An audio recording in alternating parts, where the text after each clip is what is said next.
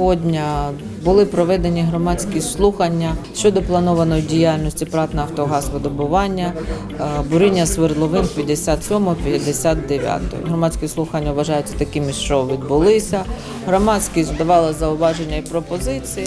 Ми дуже задоволені, що є така компанія, яка підставляє нам плече в вирішенні наших соціальних питань. В цьому році ми спрацюємо на більш високому рівні. Компанія відкрита в спілкуванні з місцевими жителями. Люди, які там проживають, вони зацікавлені в тому, щоб діяльність господарюючого суб'єкта приходила в межах чинного законодавства і не було ніяких шкідливих наслідків екології.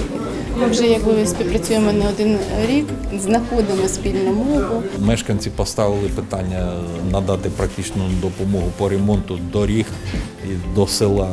І вони дійсно нам пішли на зустріч. Мачухівська ОТГ, що організовано вивіз сміття. Це ж теж завдяки оцій співпраці «Нафтогаз-видобування» купили сміттєвоз, купили трактор, вивозить це сміття.